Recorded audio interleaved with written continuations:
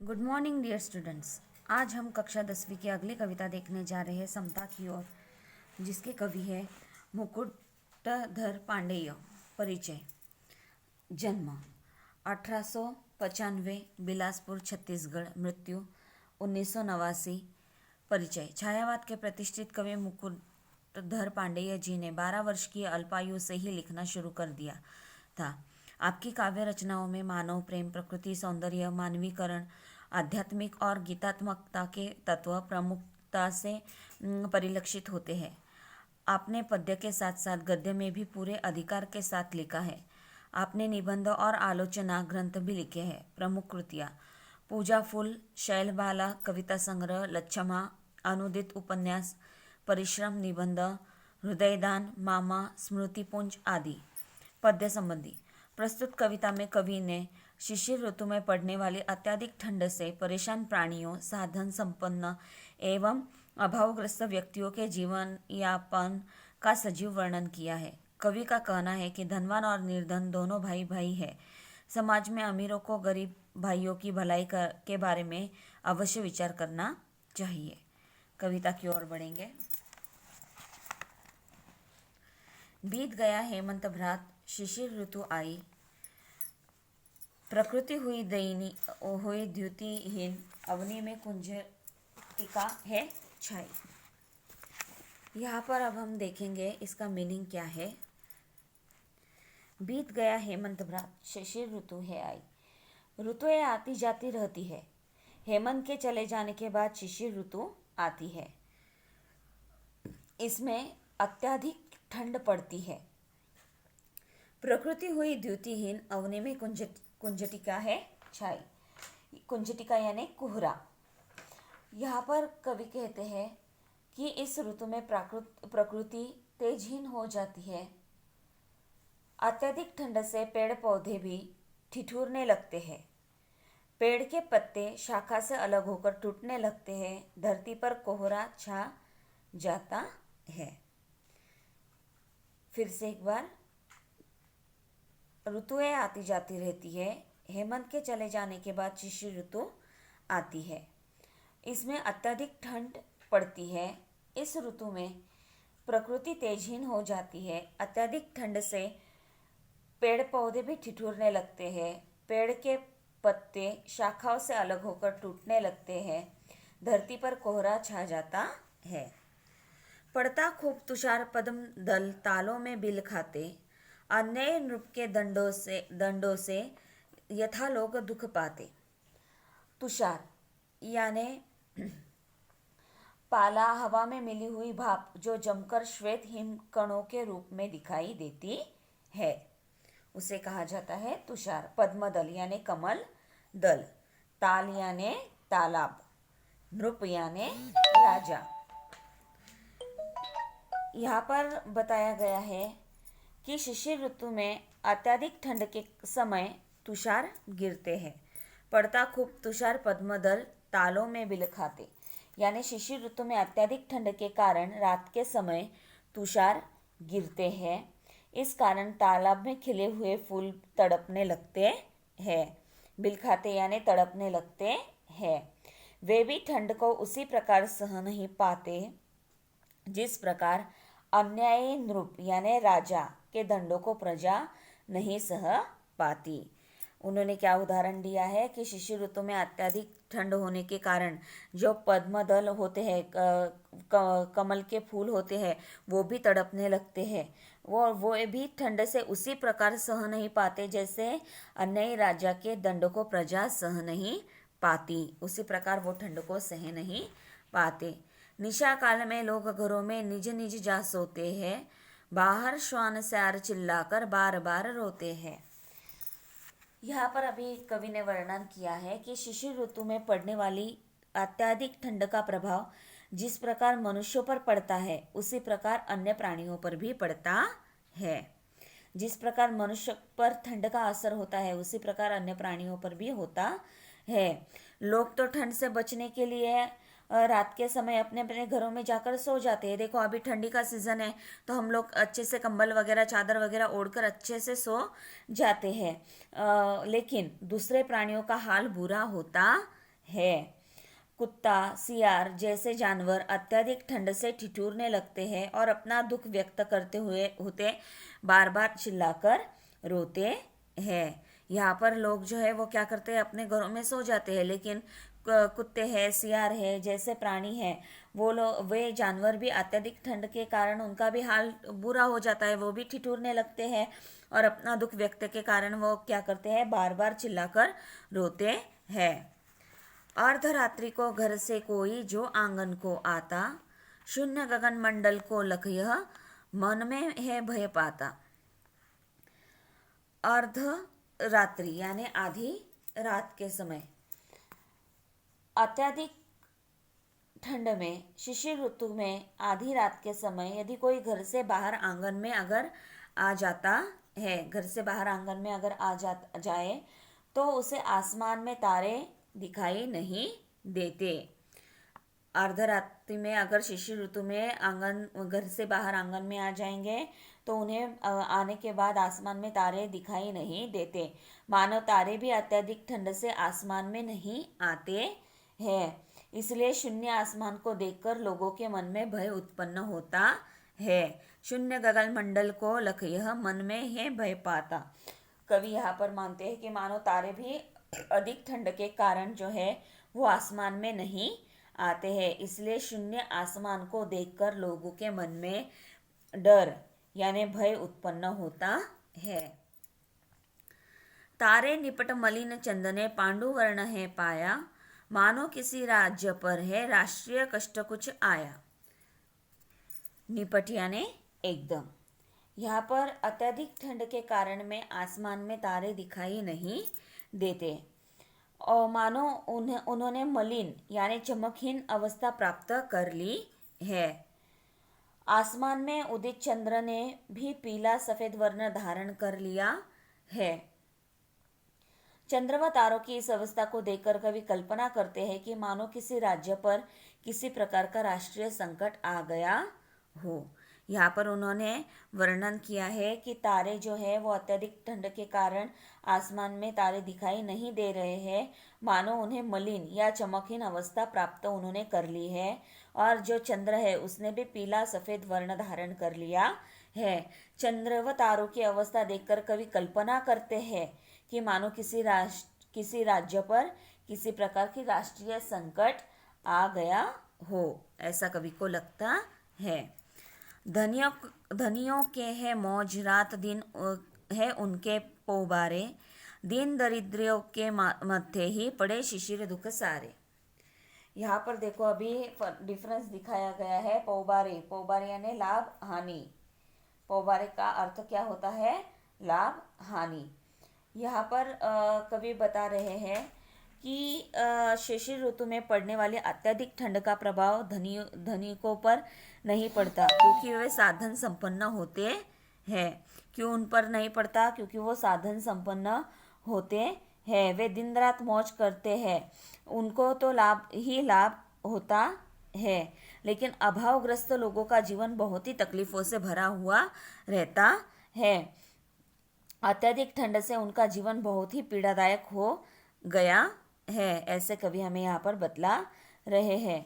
शिशिर ऋतु में पड़ने वाली अत्यधिक ठंड से वे बेहाल और बदहाल हो गए हैं। देखो यहाँ पर उन्होंने डिफरेंस बताने का प्रयत्न किया है अमीरों को और गरीबों के बीच में। धनियों को के है मौज, दिन रात है उनके पोबारे, यानी जो धनिक लोग हैं उनको इसका कोई असर नहीं पड़ता, क्योंकि वे साधन संपन्न हैं, उनके घर में अच्छे अच्छे कंबल है वगैरह, ऐसे कवि का कहना है, जिसके वजह से उनके पास कई सारे साधन संपन्न होने के वजह से वे दिन रात मौज करते रहते हैं, उनको तो लाभ ही लाभ होता है। लेकिन जो दीन दरिद्रों यानी अभावग्रस्त जो लोग हैं उनका जीवन बहुत ही तकलीफों से भरा हुआ रहता है और उनका जीवन ठंड के वजह से बहुत ही पीड़ादायक बन जाता है। देखो अभी हम देखेंगे कि कई बार हम रास्तों पर जो गरीब लोग हैं उनको देखते हैं, हम तो अच्छे से ब्लैंकेट ओढ़कर सो जाते हैं, एक एक दो दो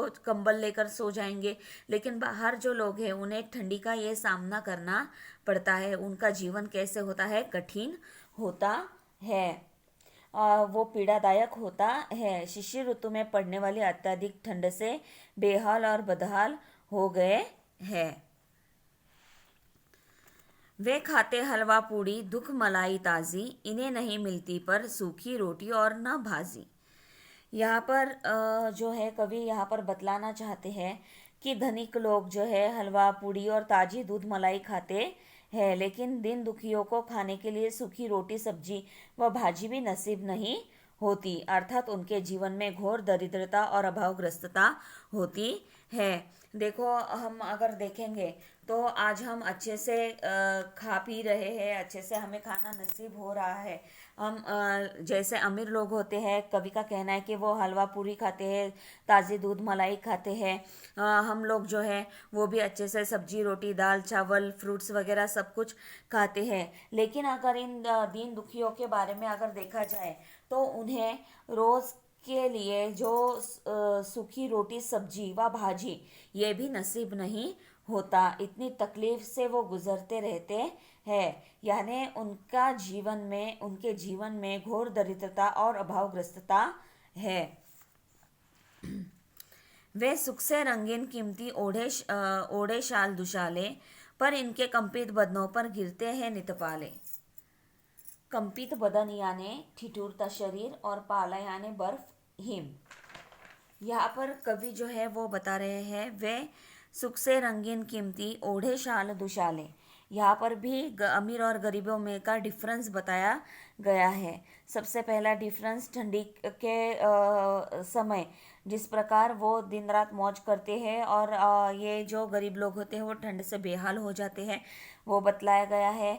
सेकेंड ये बतलाया गया है कि वो हलवा पूरी दूध मलाई खाते हैं, लेकिन जो दीन गरीब लोग होते हैं उन्हें सब्जी सूखी रोटी सब्जी व भाजी भी नसीब नहीं होती, यानी उनका जो जीवन है घोर दरिद्रता अभावों से भरा हुआ रहता है। अभी यहाँ पर भी उन्होंने डिफरेंस बताने का प्रयत्न किया है, दोनों में अंतर बताने का प्रयत्न किया है कि जो धनवान लोग होते हैं वो क्या करते हैं, इस ठंड से बचने के लिए रंगीन व कीमती शाल दुशाले शरीर पर ओढ़ लेते हैं, जिसके कारण जो ठंड है वो उन्हें लगे नहीं, उससे क्या हो उनकी रक्षा हो सके। यानी वो वहाँ पर क्या करते हैं, शाल कंबल वगैरह ओढ़कर अपनी रक्षा जो है वो शरीर ठंडी से अपने शरीर की रक्षा जो है वो कर लेते हैं, पर इनके कंपित बदनों पर गिरते हैं नितपाले। कंपित बदन यानी मैंने अभी आपको बताया था कि ठिठुरता शरीर, ठंडी से ठिठुरता हुआ शरीर। इसके विपरीत जो दीन दुखी लोगों के कांपते शरीर पर बर्फ ही गिरती रहती है, यानी उनका शरीर जो है वो ठंड में ठिठुरता है और उसे ढकने के लिए उनके पास शाल दुशाले नहीं होती। मैंने जैसे ही आपको बताया कि हम कई बार रास्तों पर लोगों को देखते हैं, सोए हुए देखते हैं, उन लोगों के पास कहाँ से ऐसे कंबले कहाँ से ऐसी शाले दुशाले आएगी, तो वो क्या करते हैं, जो मिले वो उसे अपने शरीर को ढककर उसे अपनी ठंड से रक्षा करने का प्रयत्न करते हैं। गरीबी की चोट से वह हर पल आहत होते हैं। यहाँ पर भी डिफरेंस बताने का प्रयत्न किया है, अंतर बताने का प्रयत्न किया है कि धनवान लोग क्या करते हैं, शाले दुशाले कीमती जो रंगीन होती है वो ओढ़ लेते हैं, लेकिन इन बेचारे गरीब बेबस लोगों के पास अपने ठंड में ठिठुरते हुए शरीर को ढकने के लिए उनके पास कुछ शाले दुशाले नहीं होती। गरीबी की चोट से वे हर पल आहत होते हैं। वे है सुख साधन से पूरित सुघर घरों के वासी, इनके टूटे फूटे घर में छाई सदा उदासी। अभी यहाँ पर जो है फिर से अंतर बताने का प्रयत्न किया है कि यहाँ पर वो बता रहे हैं कि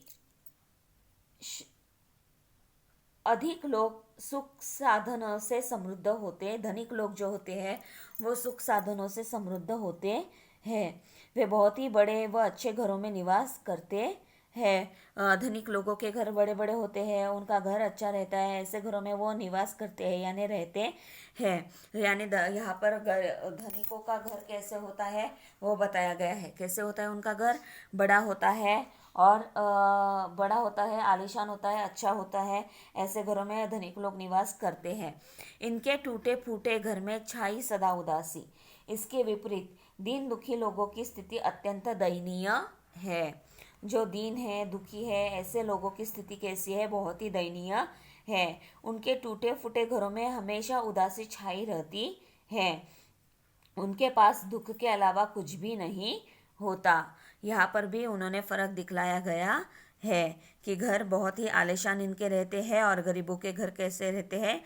टूटे फूटे रहते हैं। इनके घर में अमीरों के घर में हमेशा अच्छे से वो निवास करते रहते हैं, लेकिन गरीबों के पास क्या होता है?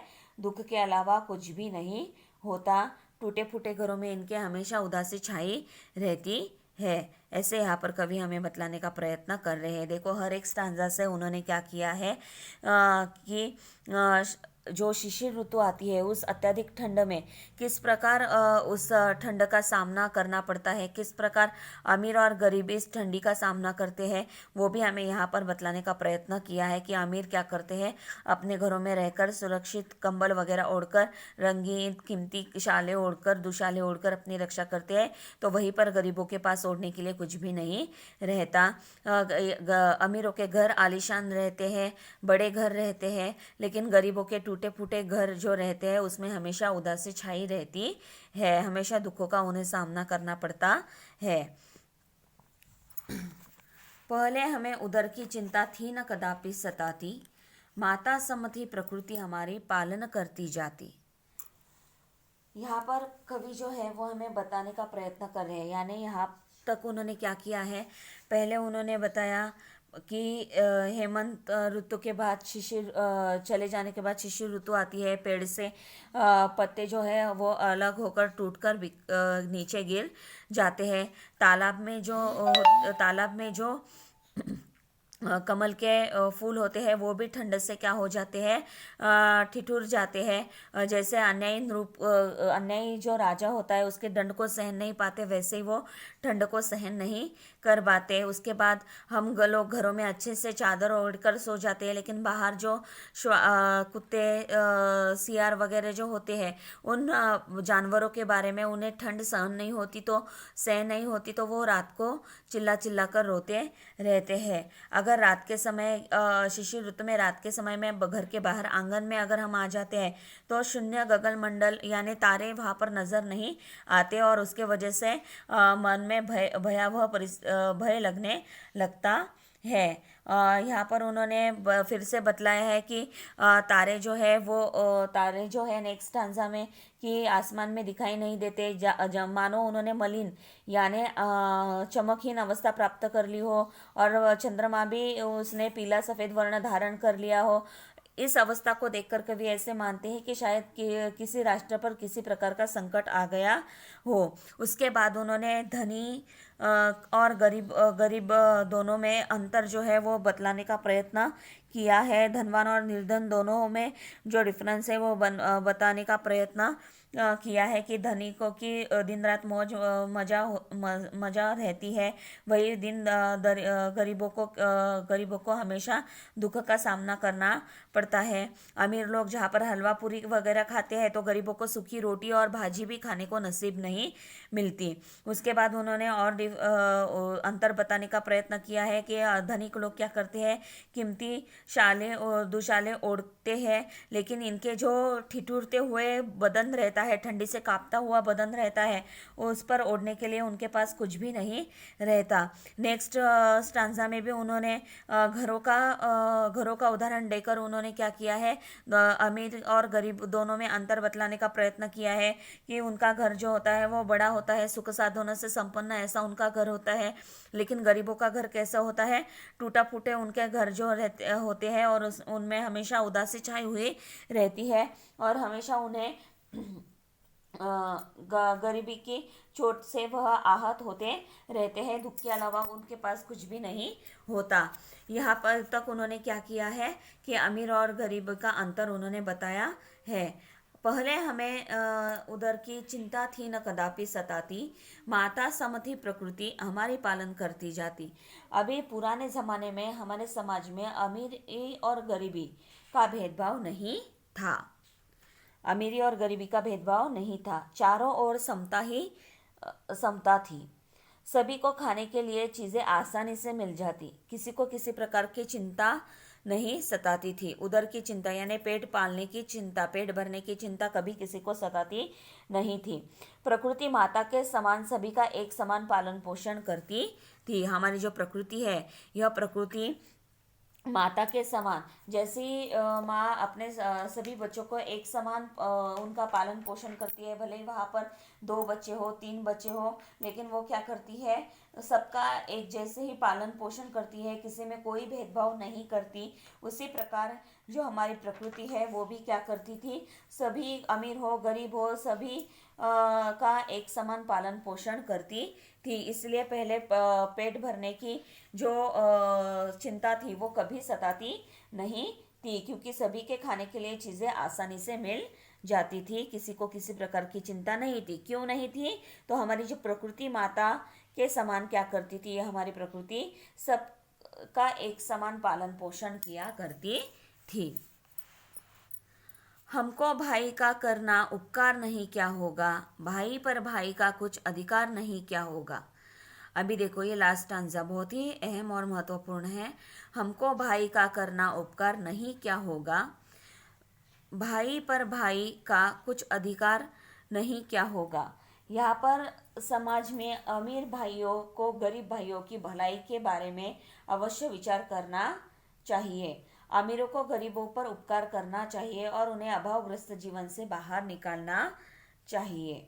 आखिर एक भाई को दूसरे भाई की भलाई के विषय में अवश्य सोचना चाहिए। एक भाई को हम कैसे हैं, बंधुता मानी जाती है, हम सब एक साथ है, एक समान है, बंधुता की भावना मानी जाती है। तो कवि का यह कहना है कि उसी भावना से कि जो समाज में अमीर भाई है, उन अमीर भाइयों ने गरीब भाइयों के भलाई के बारे में अवश्य विचार करना चाहिए, उन पर गरीबों पर उपकार करना चाहिए और अभावग्रस्त जीवन से बाहर निकालना चाहिए। आखिर एक भाई ही दूसरे भाई के विषय में अवश्य सोचना चाहिए। समाज से अमीरी गरीबी का भेदभाव दूर करने, पुनः समता स्थापित करनी चाहिए। आपसी सहृदयता व बंधुता द्वारा समाज कल्याण करना चाहिए। भाई पर भाई का कुछ अधिकार नहीं क्या होगा, यानी एक भाई का दूसरे भाई पर अधिकार जरूर होगा, जिसके वजह से अमीर लोग जो है वो गरीबों की मदद करके भेदभाव को दूर करके पुनः समता स्थापित उन्होंने करनी चाहिए और आपसी सहृदयता व बंधुता द्वारा समाज कल्याण करना चाहिए। ऐसे कवि ने यहाँ पर हमें समझाने का प्रयत्न किया है। ये जो संपूर्ण कविता हमने देखी, इस कविता में कवि चाहते हैं कि समाज में समता स्थापित हो और उसके साथ साथ किसी को किसी चीज़ की कमी नहीं हो। लेकिन आज हमें चारों ओर जो असमानता दिखाई दे रही है, अमीर गरीबी का भेदभाव दिखाई दे रहा है, शिशिर ऋतु में पड़ने वाली अत्यधिक ठंड के माध्यम से कवि ने समाज के अमीर व गरीब वर्ग पर प्रकाश डाला है। अमीर वर्ग पर शिशिर ऋतु की ठंडी का कुछ भी प्रभाव नहीं पड़ता, लेकिन गरीब वर्ग अत्यधिक ठंड से ठिठुरता है। कवि का संवेदनशील मन गरीबों की भलाई के बारे में सोचता है और उनके उद्धार हेतु आगे आने की प्रेरणा देता है। प्रस्तुत कविता के माध्यम से कवि ने अमीरी गरीबी के भेदभाव को मिटाकर समाज में समता स्थापित करने पर बल दिया है। यहाँ पर हमारी जो कविता है समता की ओर, यह समाप्त होती है। उम्मीद करती हूँ कि आपको ये जो कविता मैंने पढ़ाई वो समझ में आ गई होगी। अच्छे से टेक्स्ट बुक्स में इसे एक बार पढ़कर फिर से भावार्थ इसका सुनिए। उसके साथ साथ आपको जो स्वाध्याय दिया गया है वह स्वाध्याय आपको आपकी नोटबुक में लिखना है। सूचना के अनुसार कृतियाँ कीजिए, कृति पूर्ण कीजिए।